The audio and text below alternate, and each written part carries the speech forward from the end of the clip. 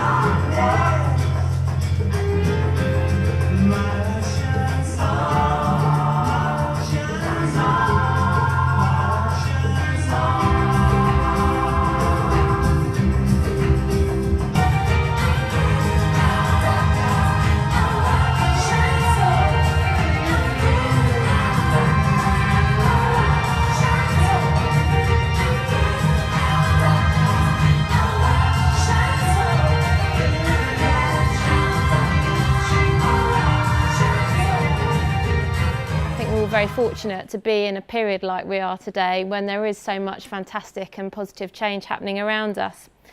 So the story that James and I want to talk to you about today is how data and digital work together. I think you probably saw in there that I think the digital is this kind of sexy face of the whole thing, but we need data to really make it work. I've been in the really fortunate position working at O2 to be responsible for the way our website looks.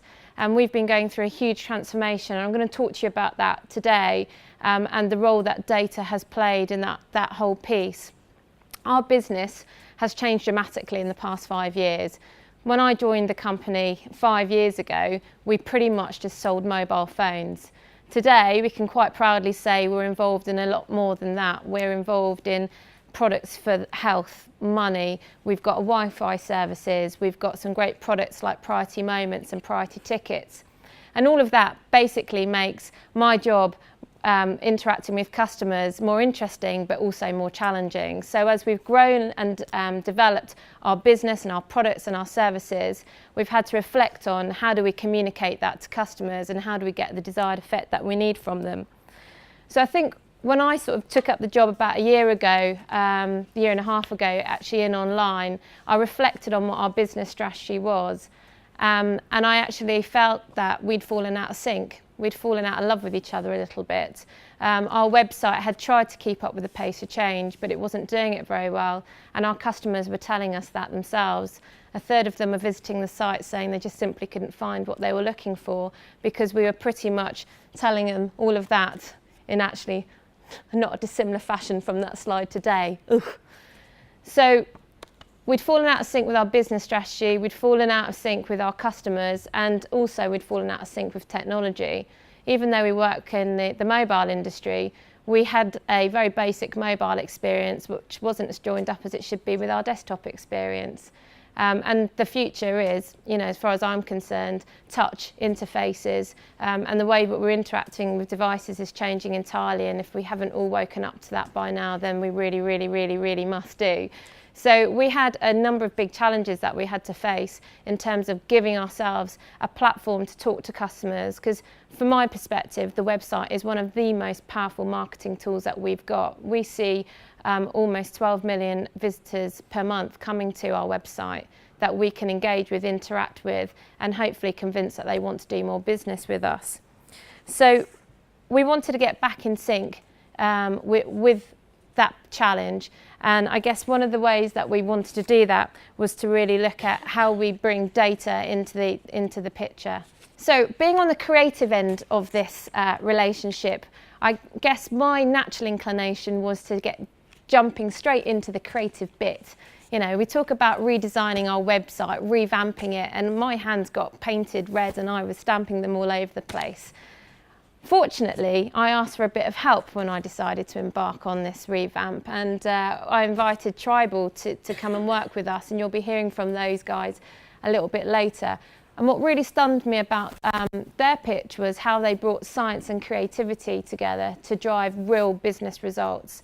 So although I wanted to get right in there, make things look beautiful, we put the brakes on and we said, first of all, we really need to understand what's going on. And in understanding what's going on, we could actually drive real business value and make things look nice at the same time, because a website that, you know, only looks nice is actually not going to do us any good at all.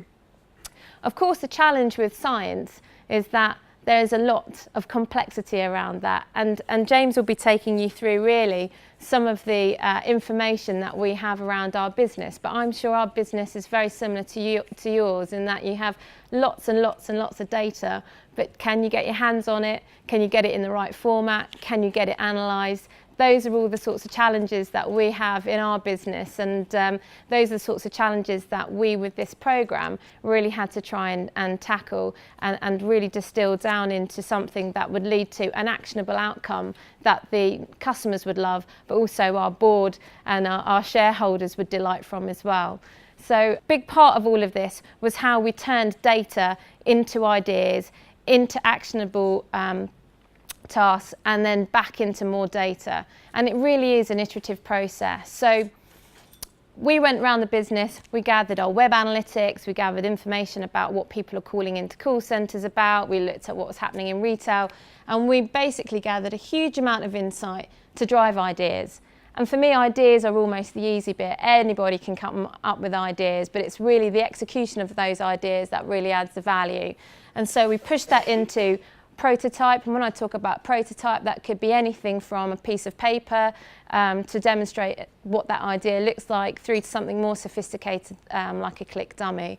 And then of course it's back pushing that in front of customers driving feedback, driving more data, pushing that into our analytics to then come back, refine, polish our ideas again. And this whole cyclical, iterative process is what drives our approach to change. And it does it for the website, but it could do it from a marketing campaign, a direct marketing campaign, anything you want to do. For me, this circle is absolutely fundamental to driving real business change and real improvement for our customers.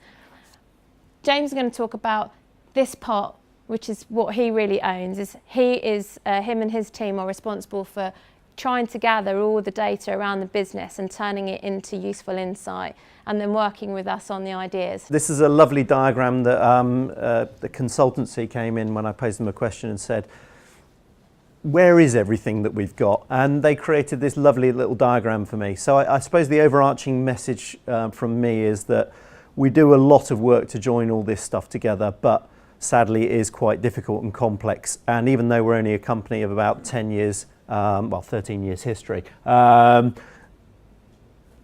we've allowed things to grow a little bit organically. So to give you an idea of the size and the scale here, that Ryan was talking about petabytes and that kind of stuff, just the system on the far left in red is pretty much our strategic solution. And just that one solution deals with a lot of our core information. So if you imagine there's about 100 million voice calls a day, about 300 million texts, and probably that amounts to about 1.1 million records we're loading into our core system in a day. So building up, and that system receives 600 feeds a day from about 120 source systems, and that's just one of the environments that we own. And working across a multitude of these. So not pretty, but it's necessary to pull things together from all of our estates and really make it work. So where does the customer fit? So as a company, we've always prided ourselves, or tried to pride ourselves, on being very customer centric. And what we try and create out of that massive systems and that massive information is get to a point where we can have this single customer view, or this single citizen view. I lifted this off of a website as a description of it, which I think is a very apt one for the subject. Now, just to get away and from some terminology states, that doesn't mean I'm going to try and load everything into one system. And to Ryan's point earlier, if you're talking about big data and capabilities, you do have to roll with the times and recognise that new technologies come along. And if you are going to deal with lots of things like the browsing data, you need big solutions, low-cost architecture solutions, joining up with traditional warehouses, joining up with analytical tools and reporting tools. So I'm not going to go too much in depth to there. But somewhere centrally, you do need to be able to say, this is a customer who is using products and services of ours, and you have to be able to serve that customer and give them a great experience. So to us, it's about customers being at the centre of what we do. And what does that enable? Well, from our perspective, it enables us to create great interactions with our touch points, be they customer service or through the digital and online channels. It allows us to create segmentation and profiling and understand which customers fit into what groups and how they like to be contacted and treated. It allows us to understand profitability. Which customers are we actually having a great relationship with, serving, giving them value, but we as a company, we're not a charity, make value back from, so that we can drive more products and services. How can we create dashboards that our P&Ls and our online teams want to see, which tells the story of a customer, but also the interactions that the customers have with us, how much revenue, how much profit they're making, how much products and services they're consuming. And if you can't create that single customer view, you can't all join all of that together and show what's really happening. We need to manage our in and outbound communications to our customers, and we need to make sure that that's all joined up and we're able to send the right relevant messages to the right people at the right time. And we need to understand the networks that these people work in. So to us, single customer view is key, and it's key to being truly customer centric, and it enables great business intelligence. How do we make it happen within Telefónica UK? Well, we've actually centralised and created one large business intelligence team that serves the whole company. So within that business intelligence team, we look after areas from strategic analytics, which is working on big, meaty projects that make differential sorry, lost my train of thought for a moment. That deliver differential capabilities to the company that really help us set a strategic agenda. We've got the day-to-day customer analytics, which is segmentation, profiling, cross-sell, upsell, churn modelling, etc. We've got our customer and market research and competitive intelligence. So we do all the qualitative and quantitative research, and we look at the futures and what's happening, and we also look at the social media and the trends in there. We have reporting, as I've mentioned before, dashboard reporting from all the way from how the board run the business through to individual P&Ls and what they can see about the products and services that they're selling and how their channels are performing. We look after relationship marketing, which is all of the in and outbound communications to our customers to surprise and delight them and deliver them with great relevant offers. And then part of the glue, part of the stuff that holds this together is managing all of the requirements to develop and build new business intelligence solutions, so all of that data in the background, and making sure not only can we make that available in business intelligence solutions for reporting and analytics and campaigning, but also to make sure that we're governing it properly. This is our customers' data. They're in essence lending it to us, for want of a better word, and we've got to protect it. We've got to look after it. We've got to make sure we apply approve how it's used, and we make sure that we stay within all of the appropriate regulations and that we can be trusted with that information. So that's what we do within the business intelligence teams to make it all happen. I guess moving back to Ryan's point, you've got lots and lots of data. What the hell do you do with it all? I mean, we certainly collected reams of the stuff when we were working on the original sort of challenge to say, what do we do with our website? So my brief last year was we needed to hit some real business objectives in 2012, and we had to use, we got through a lot of data, but we had to kind of use a tool to somehow distill that down and get some focus back. Otherwise we probably wouldn't still be starting the project yet, we'd still be cutting through the data. So with some fantastic help from our friends in Tribal, we came up with an approach to providing a filter on all the ideas. So I said earlier, coming up with lots of ideas was not a problem. We came up with hundreds of ideas, trying to focus on which ones were going to drive the right business outcome for us in the time period we had set was really, really difficult. So we came up with a filter which focused on commercial effect. So how much impact was a given idea going to have on our bottom line? User benefit, how much were our customers really going to love that idea and evangelize about it, or just improve their engagement with us because of it? Brand effect, we've got a huge brand.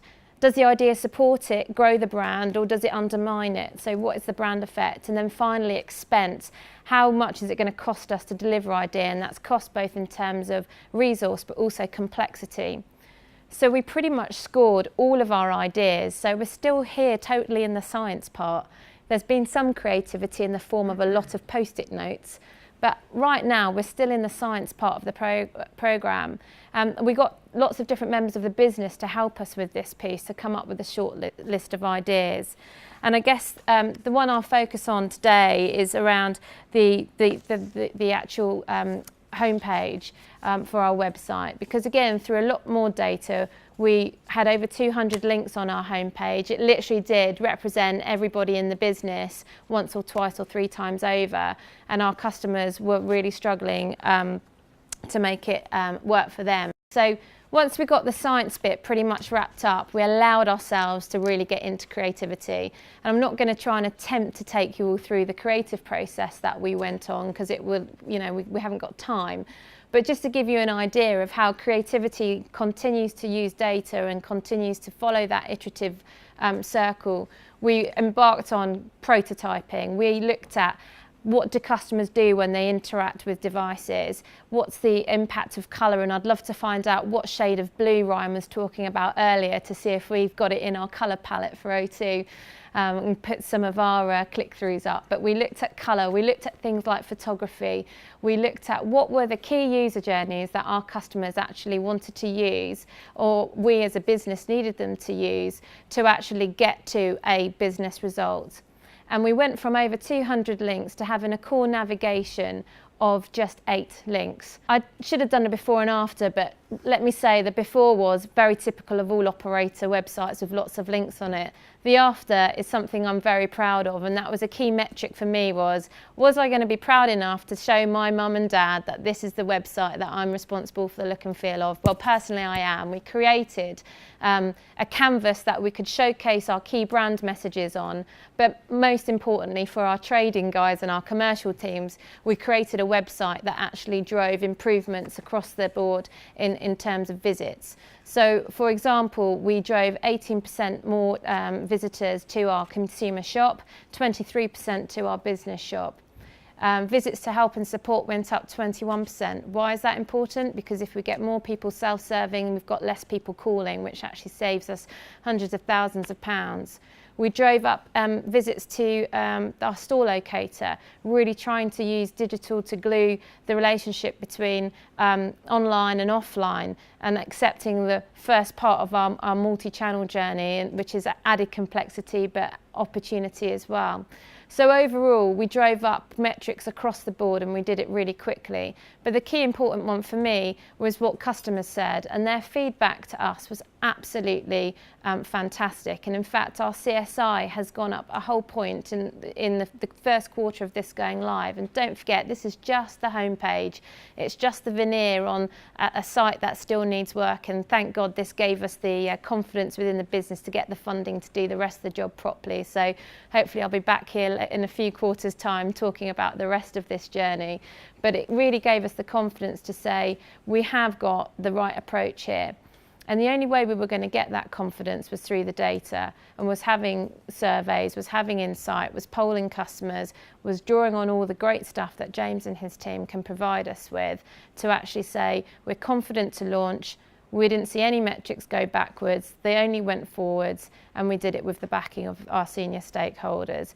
So it was a lot of hard work, and I think that's probably a key thing. Yeah, it's probably easier to go straight to painting a pretty picture, but it's not going to give you the results you need. So it's a lot of hard work to get all the data, to analyse it properly, to get the investment, but it's absolutely worth the investment because you'll get the return that you need.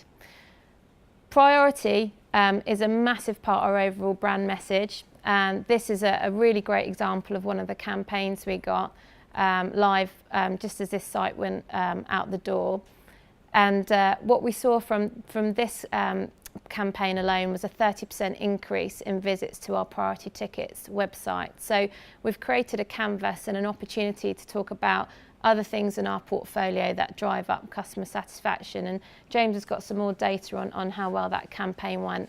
All of this within our business is about a joined up experience and joined up capability. So Priority was advertised through a multitude of areas. And just to bring it back into how we then monitor the impact of these activities, one of the parts of the business intelligence team is on the social media monitoring. So this is an example of a report that's created after we have a campaign around such as our priority moments and ticketing for concerts like Beyonce. And we can see the spikes in the original announcement and then follow it through and seeing how it's being tweeted and retweeted, how many mentions, and we're able to analyse whether those mentions are positive, negative, and this is a standard type of thing we do week in, week out, day in, day out to understand the impact, not obviously just of a website going live, but of the overall campaign and the activities associated with it. So where do we go from here? We're a long way along the journey, but we recognise internally from an information perspective, we're moving from what was a very SIM or mobile phone centric view of the world to a very customer centric, where a lot of our products and services, you don't need to be a core customer, mobile phone customer with O2. So making sure that our information journey keeps up with the journey with the company. So not bad, but still more work to do. So I think I'll be employed for a little while longer to try and sort the mess out. These are some stats that we've pulled through as part of a data dialogue activity that we're undertaking to understand customers and how they feel about the information that we hold about them and how we're using it, because we strongly believe that the customers, there should be transparency about what information we gather from where, how we're using it to create that virtuous circle of creating great products and services and digital experiences for them, and making sure that we have the right to do what we're doing with this information, and recognising the different groups there are and different populations of people who are great advocates of sharing information and others who want to make sure it's all held under lock and key. So I guess in sort of summary, the question was almost what is the future of digital marketing? And for us it really is one where we have a single view of the customer in an omni-channel world. And we don't underestimate actually how far we've got to go in that, in terms of tracking the customer from their journey online, back into retail, into voice, all of those different interactions they have across different channels. But that's where we know we want to head for as much as we can. And in doing so, we'll then be able to deliver far more personalised and targeted experiences to them, which will enable us to be much more efficient in the way we communicate and hopefully be able to land much better the wide variety of propositions we now have. And finally, for me and James, it's a lot about culture and organisation. So how do we make sure we embed a culture of being data-driven and customer-centric right throughout the organisation? We're very privileged to work in data and digital teams respectively, but actually it's incumbent on everybody in our organisation to understand and use the value of the things that we're able to deliver. So for us, the future really is one where data and digital are inextricably linked. I guess the final word for us is, I don't know, we didn't ever say if our journey was, I don't know, 10 years long, whereabouts are we on that? I suspect that we'd probably out of 10, maybe 5? Yeah. 5, there we go. But I guess actually even this presentation is a good example of data and digital working together. You know, James and I have really enjoyed actually being given the brief of sitting down and sharing our worlds in a more abstract, strategic way. So hopefully that was useful insight to you.